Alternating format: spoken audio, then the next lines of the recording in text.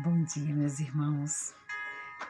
Vamos começar a leitura da palavra do Senhor, que estamos no capítulo 29, né, no livro de Números. Então, vamos ler aqui a palavra do Senhor. Espero que vocês estejam bem, né? Bom dia para vocês. E também vou pedir para que vocês se inscrevam no meu canal e dê um joinha e também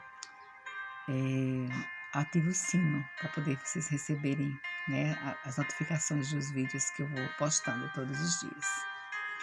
Então, o capítulo 29, ele fala sobre as ofertas nas outras festas solenes, né? Então, assim, as outras festas solenes também terão ofertas, né? Então, ofertas nas outras festas solenes. Diz assim a palavra do Senhor: No primeiro dia do 7º mês tereis santa convocação. Nenhuma obra servil fareis. Ser-vos-á dia do sonido de trombetas. Então, por holocausto de aroma agradável ao Senhor, oferecereis um novilho, um carneiro e 7 cordeiros, de 1 ano, sem defeito. E pela sua oferta de manjares, de flor de farinha amassada com azeite, 3/10 de uma efa para o novilho, 2/10 para o carneiro, e 1/10 para cada um dos 7 cordeiros, e um bode para oferta pelo pecado, para fazer expiação por vós. Além do holocausto do mês e a sua oferta de manjares, do holocausto contínuo, e a sua oferta de manjares com as suas libações, segundo o seu estatuto em aroma agradável, oferta queimada ao Senhor. No dia 10 deste 7º mês tereis santa convocação, e afligireis a vossa alma, nenhuma obra fareis. Mas por holocausto em aroma agradável ao Senhor, oferecereis um novilho, um carneiro e 7 cordeiros de 1 ano. Ser-vos-ão eles sem defeito. Pela sua oferta de manjares de flor de farinha amassada com azeite, oferecereis 3/10 e 1 efa para o novilho, 2/10 para o carneiro, e 1/10 para cada um dos 7 cordeiros, um bode para a oferta pelo pecado, além da oferta do pecado para fazer expiação, e do holocausto contínuo, e da sua oferta de manjares com as suas libações. Aos 15 dias do 7º mês, tereis santa convocação. Nenhuma obra servil fareis, mas 7 dias celebrareis festa ao Senhor. Por holocausto, em oferta queimada de aroma agradável ao Senhor. Oferecereis 13 novilhos, 2 carneiros e 14 cordeiros, de 1 ano. Serão eles sem defeito. Pela oferta de manjares de flor de farinha, amassada com azeite, 3/10 de 1 efa para cada um dos 13 novilhos, 2/10 para cada um dos carneiros, e 1/10 para cada um dos 14 cordeiros, e um bode para oferta pelo pecado, além do holocausto contínuo, a sua oferta de manjares e a sua libação.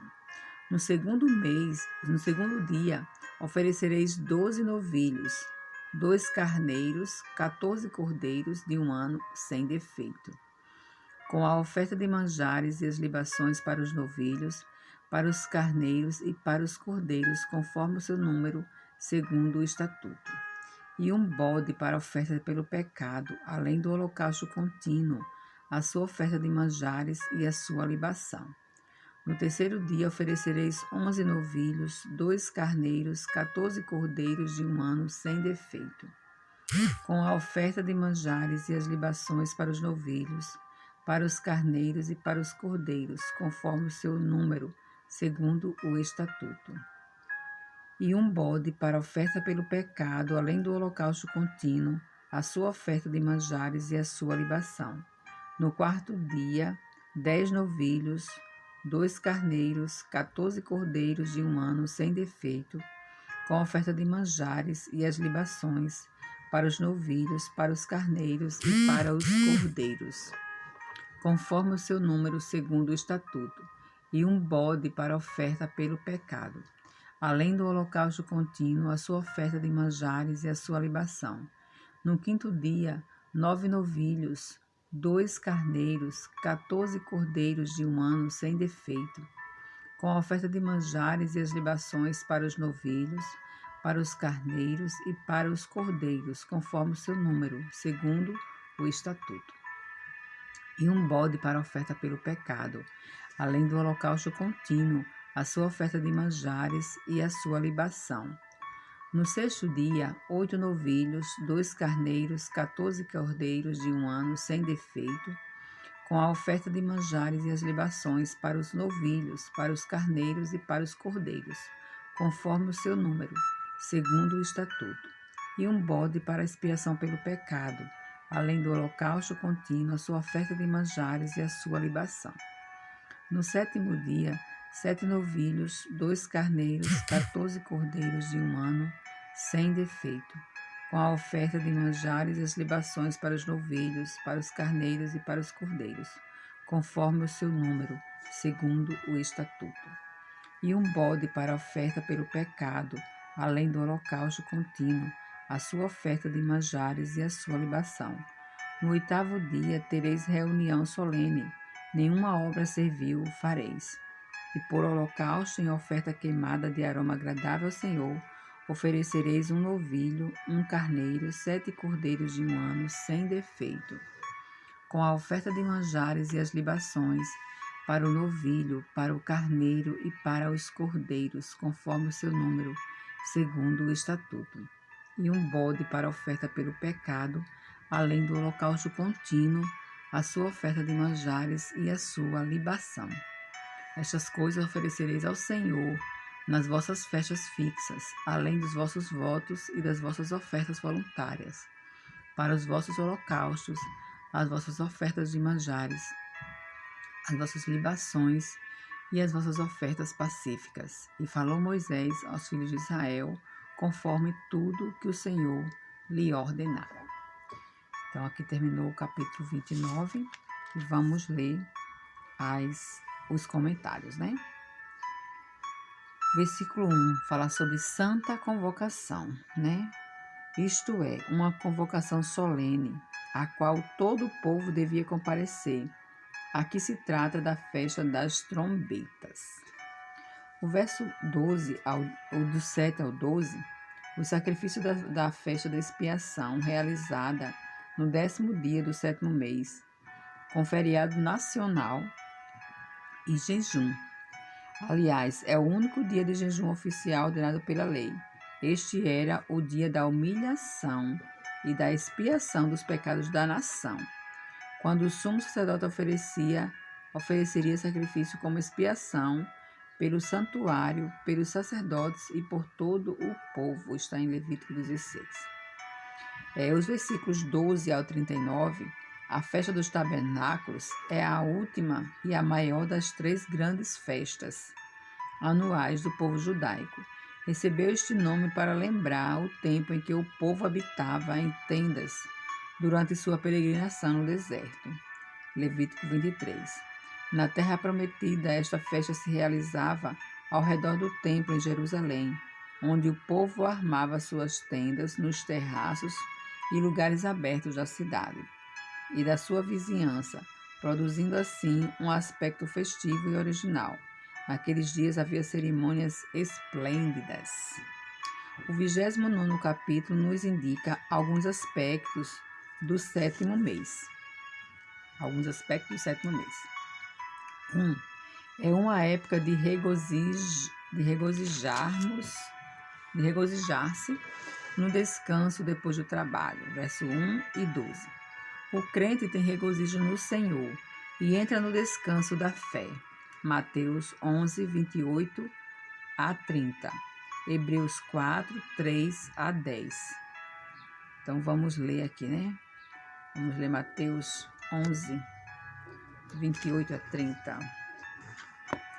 Mateus 11.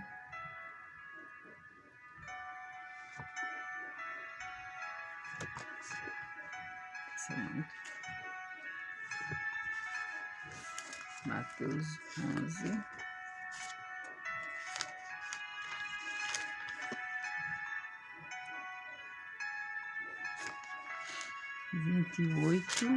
a 30, diz assim: Vinde a mim, todos que estáis cansados e sobrecarregados, e eu vos aliviarei.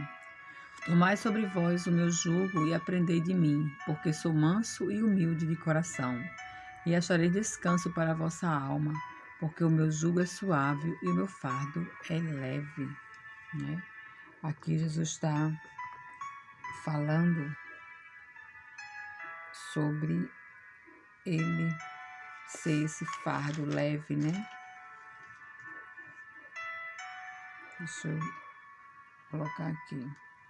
É uma época de regozijar-se no descanso do trabalho. O crente regozija no Senhor e encontra descanso da fé, exatamente. Que Cristo diz, né? Vinde a mim todos que estáis cansados e sobrecarregados, eu vos aliviarei, né? Então, glória a Deus por isso. 2. É uma época de consagração especial. A grande ênfase que se dá às ofertas ilustra as vidas consagradas a Deus, plena, constante e alegremente, né? Então, nós devemos apresentar nossas vidas como oferta viva, como está escrito em Romanos 12, 1, né? 3. É uma época especificamente reservada à expiação do pecado, versos 5 e 11. No meio das festividades, a memória do pecado e a eliminação do mesmo. As partes mais brilhantes e religiosas da nossa vida se baseiam no perdão concedido pelo sangue expiatório de Jesus Cristo. Aleluia, glória a Deus. O verso 17 diz: 12 novilhos. O total de novilhos oferecido fica em 70. 70 era o número redondo no qual os israelitas calculavam as nações da terra. E a interpretação dada a estes sacrifícios pelos próprios judeus é que foram feitos no sentido de interceder a Deus em favor de toda a raça humana. Isso nos deixa vislumbrar algum aspecto do plano redentor de Deus, no qual o sacrifício único de Jesus Cristo haveria de abranger pessoas de todas as nações que se convertessem a Ele, o qual custou aos próprios discípulos entenderem. Pois é, se os próprios discípulos foram difíceis de entender, imagine nós, né? Então, nós temos também algumas dificuldades, algumas vezes, de entender algumas coisas, né?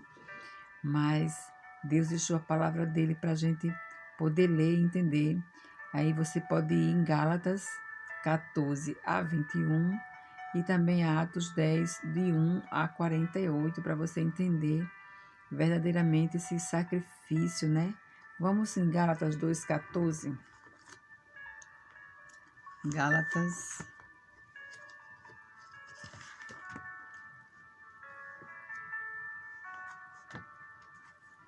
2,14.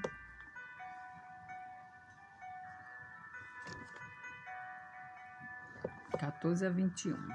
Uma leitura mais ou menos grandinha, mas dá pra gente fazer.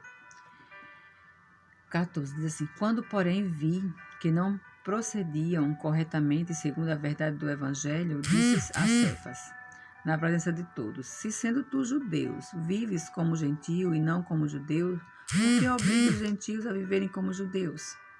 Aqui ele está falando sobre que ele não tinha entendido, né? Pedro não tinha entendido. Nós, judeus, por natureza, e não pecadores dentre os gentios, sabendo, contudo, que o homem não é justificado por obras da lei, e sim mediante a fé em Cristo Jesus. Também temos crido em Cristo Jesus para que fôssemos justificados pela fé em Cristo e não por obras da lei. Pois por obras da lei ninguém será justificado. Mas se procurando ser justificados em Cristo, fomos nós mesmos também achados pecadores, dar-se-á o caso de ser Cristo ministro do pecado? Certo que não, porque se torno a edificar aquilo que destruí a mim mesmo, me constituo transgressor, porque eu, mediante a própria lei, morri para a lei, a fim de viver para Deus. Estou crucificado com Cristo. Logo, já não sou eu quem vive, mas Cristo vive em mim. E esse viver que agora tenho na carne, vivo pela fé do Filho de Deus, que me amou e a si mesmo se entregou por mim. Não anulo a graça de Deus, pois se a justiça é mediante a lei, segue-se que Cristo morreu em vão. Então aqui os dois, Paulo e Pedro, né? Paulo repreende a Pedro, né? E fala sobre a justificação pela fé em Cristo Jesus. É quando ele fala que até os discípulos tiveram dificuldade de entender, né? Então, aqui está explicando bem direitinho. O versículo 35, ele fala, nenhuma obra serviu.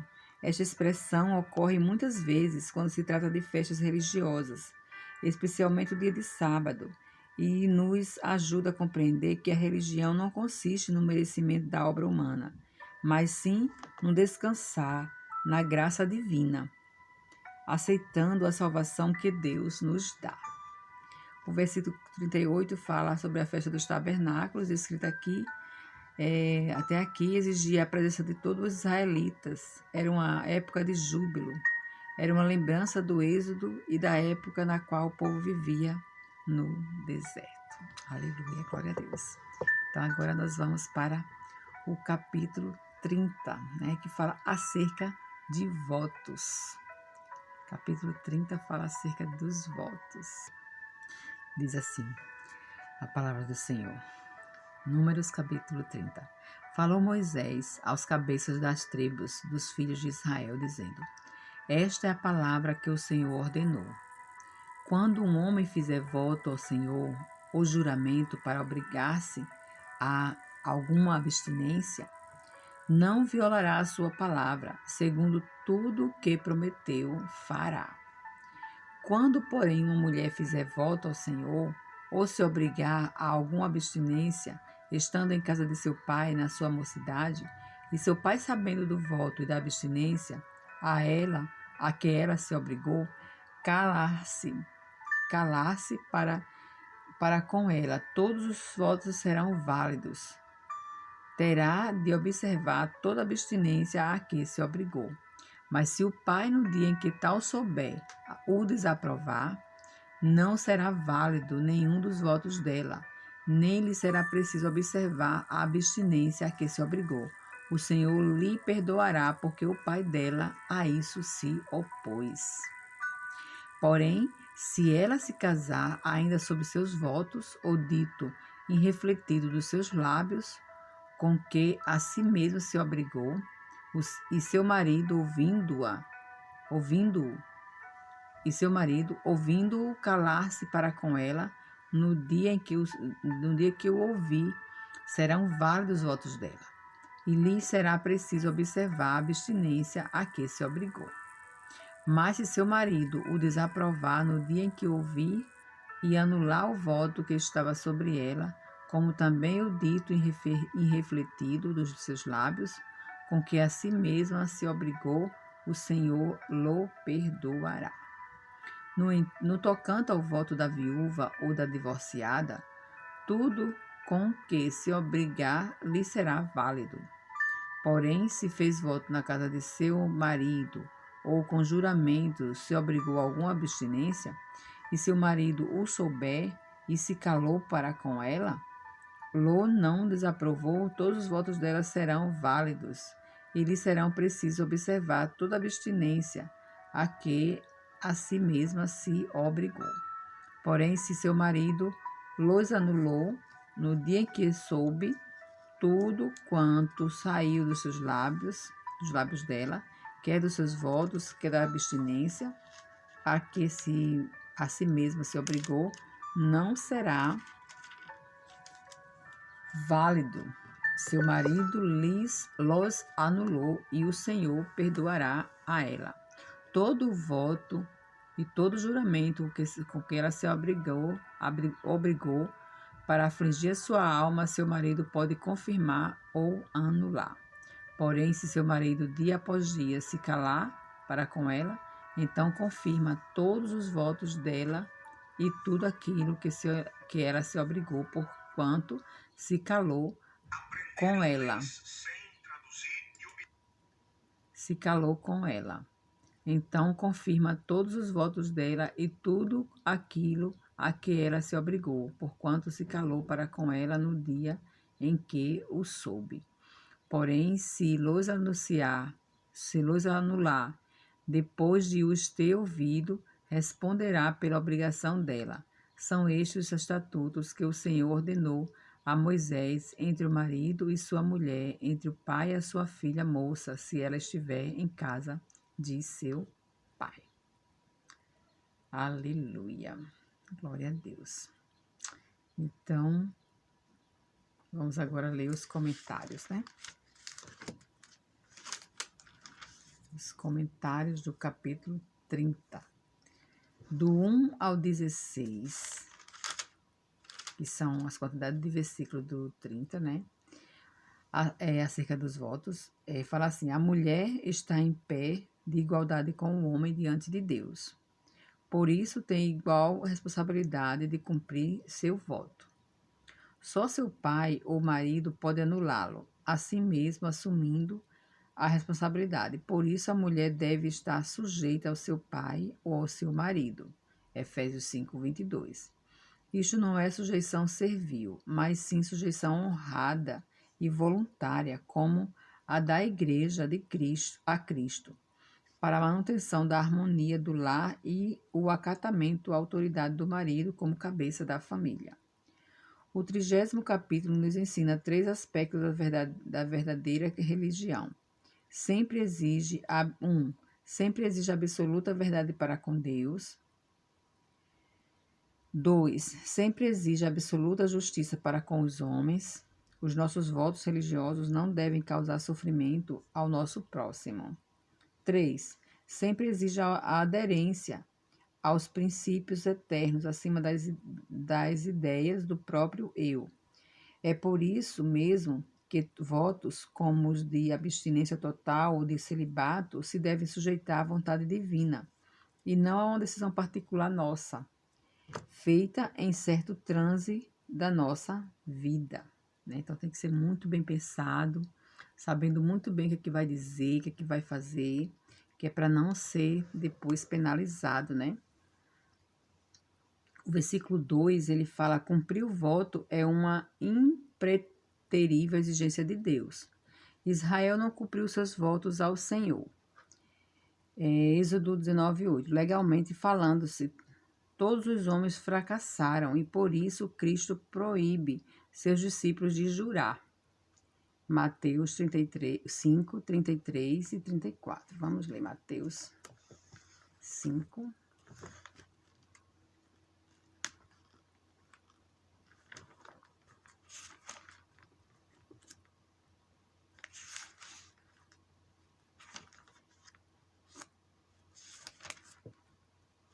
Mateus 5,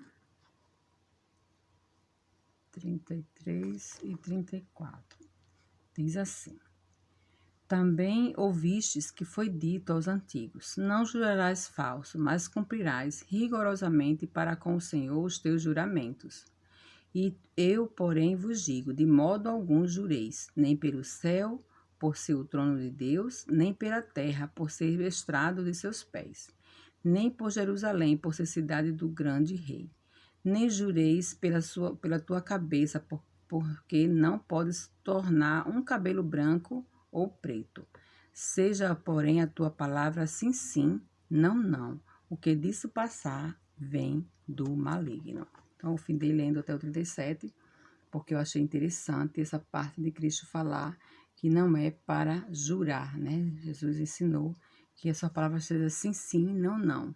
As pessoas devem realmente crer quando você falar, não precisa jurar que você está fazendo juramento, né? Sem necessidade que você tem que falar assim, sim, não, não. Sua palavra tem que ser muito, muito correta, né? O versículo 3: estando em casa, isto é, fazendo parte da família paternal, até que se case e entre sob a autoridade do marido. O verso 5: muitas vezes uma pessoa de pouca responsabilidade pode jurar algo contra a vontade divina. E então ainda haveria a possibilidade de alguém mais sábio tomar a responsabilidade de anular o voto. O pai da família deve exercer a autoridade pastoral no lar. Versículo 6: se casar. Os israelitas entendem que é o caso de a mulher ficar noiva quando está ainda cumprindo algum voto. O caso de a mulher já casada vem mais tarde, no verso 10. O 8, o dito irrefletido. Infelizmente, este aspecto quase sempre entra no voto. E é por isso mesmo que Deus quer que tenhamos consciências limpas e livres, abertas à influência do Espírito Santo. O voto era útil para pessoas que precisavam ser amedrontadas pela lei, mas no Evangelho não há mais motivo para isso, nem licença para lançar mão dessa prática, né? Então, vamos ler, a gente acabou de ler, né? Mateus, não, foi 5, agora é 6. Mateus 6, 33, 34. Mateus 6, 33.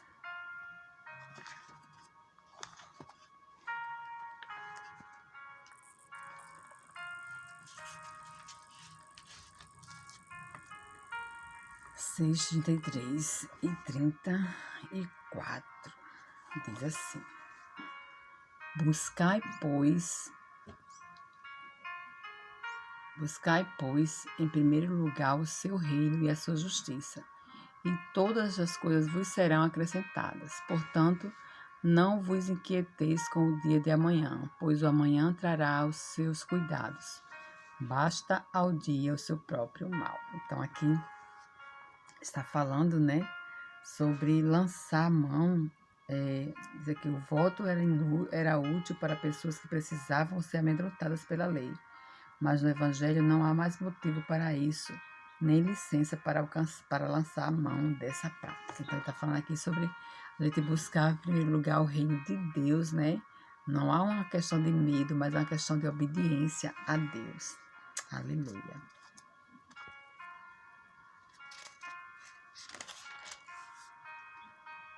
Aí o versículo 13 diz: para afligir a sua alma. Refere-se a votos feitos contra a natureza, votos que ameaçariam a saúde e bem-estar ou que ameaçariam a harmonia da vida conjugal. Então aqui ele fala que não era para fazer nenhum tipo de votos que ferisse, né? Refere-se à natureza, refere-se a votos feitos contra a natureza, né? Não devia fazer votos contra a natureza. Votos que ameaçariam a saúde e bem-estar ou que ameaçariam a harmonia da vida conjugal. Então, não podia fazer esse tipo de voto que fosse danificar a vida das pessoas que estavam ali com a pessoa do lado, né? Então, 31 vamos deixar para amanhã. Vamos agradecer a Deus. Desculpa, o celular caiu. Vamos agradecer a Deus por mais um dia, né, que nos concede. E vamos orar neste momento. Querido Deus, amado Pai, muito obrigada, Senhor Deus, pela leitura da Tua Palavra, porque o Senhor é bom, o Senhor é maravilhoso para conosco. O Senhor nos concede toda sorte de bênção, Pai, de cuidado. Abençoa, Senhor Deus, a cada pessoa que está em seus lares, a cada pessoa que está assistindo esse vídeo. Que o Senhor, meu Pai querido, possa disseminar, Senhor, a Tua Palavra, que as pessoas possam sentir o desejo de estar na Tua presença continuamente, Pai. Em nome de Jesus, abençoa minha família, meus amigos, abençoa todos, Pai, que estão assistindo esse vídeo. Em nome de Jesus, Senhor Deus, chega na vida das pessoas com providência, Pai, dando a paz e a esperança que precisam nos seus corações, dando sabedoria para entender Tua Palavra, Pai querido. Em nome de Jesus, eu te oro e te agradeço. Amém. Tchau, tchau. E até amanhã, se Deus quiser.